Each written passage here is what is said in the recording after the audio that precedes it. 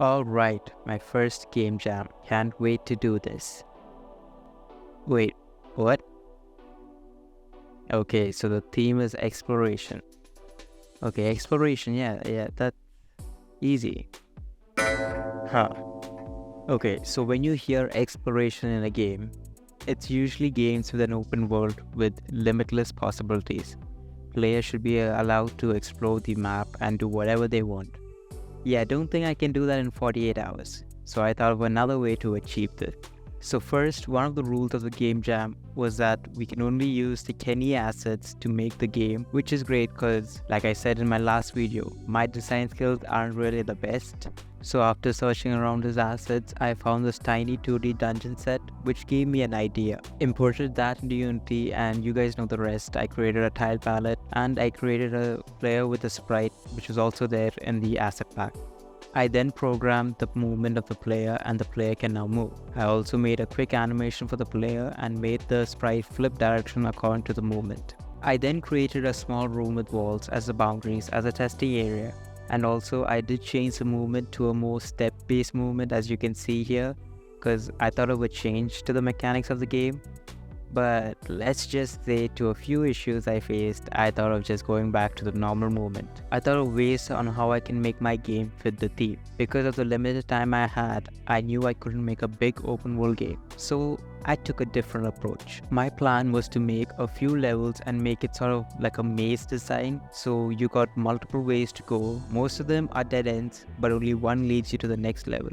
And to make the player explore, the player would only have a torch, limiting the player's vision, and what's even more is the torch's brightness starts to decrease, and if the light goes out, then it's game over. So to make this happen, I first needed to create the torch. After watching Bracky's tutorial on 2D lights, I quickly made a light source from the player, and the torch was born.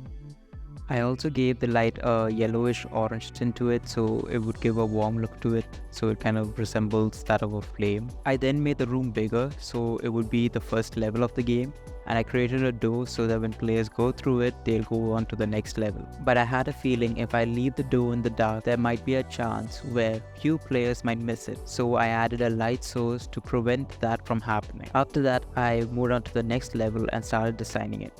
Since I wanted to create like a lot of levels with like a big maze design, I thought it would be a bit unfair if the player's light kept decreasing. It would be a bit difficult for a lot of players. So I wanted to create few points in the level where the players can go to reignite the flame in their torch. So I took a sprite from the asset pack, made it look like a wall torch with a flame animation, and then I placed it around the map. Now I needed to make the light decrease over time, and to figure out how to do that, I just played around the light settings, and then I found out that decreasing the intensity of the light would be the best way to do it. So I wrote a script taking reference to the light component and decreasing the intensity value over time. With that done, we now have a player with a torch that slowly loses its light, and you would have to get to a wall torch in order to relit it. I then made more levels and designed the walls and added objects in the level to make the game look better. I can't show you all the levels because then you guys wouldn't have fun playing it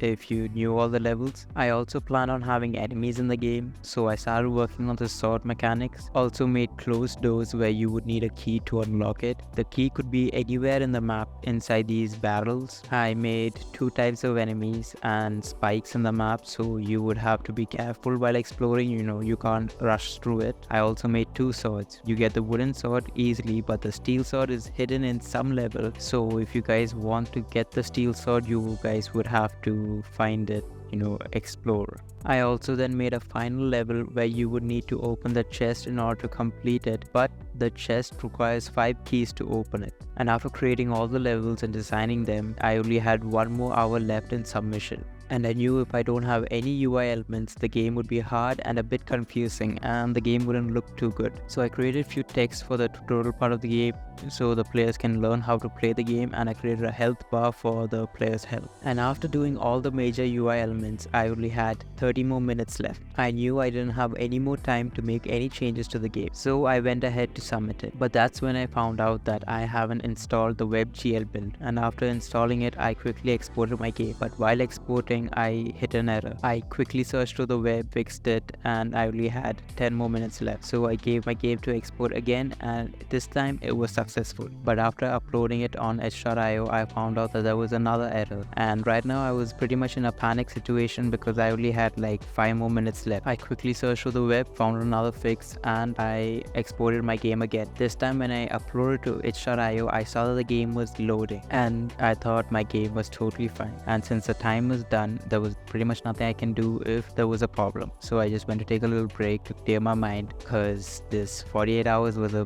bit hectic. I then came back. I wanted to try out my game to see if there were any bugs in the game because I never actually got the time to test the game out. And that's when I see that when the game loads to about 90%, another error comes. So yeah, my game got disqualified, and that's how I failed my first game jam. I then had to wait till the voting period was done so I can upload the fixed game. So if you guys would like to try out my game, I've got it updated now and it's running fine on itch.io. You can use the link in my description to play the game. Let me know how the game turned out, what are your thoughts, and if I should do any changes to it. Also, if you guys haven't seen my previous video, I made a game like Vampire Survivors and I plan on releasing it in a few weeks. So if you guys would like to play it, do subscribe and get the notifications on so you guys would know when I release my game.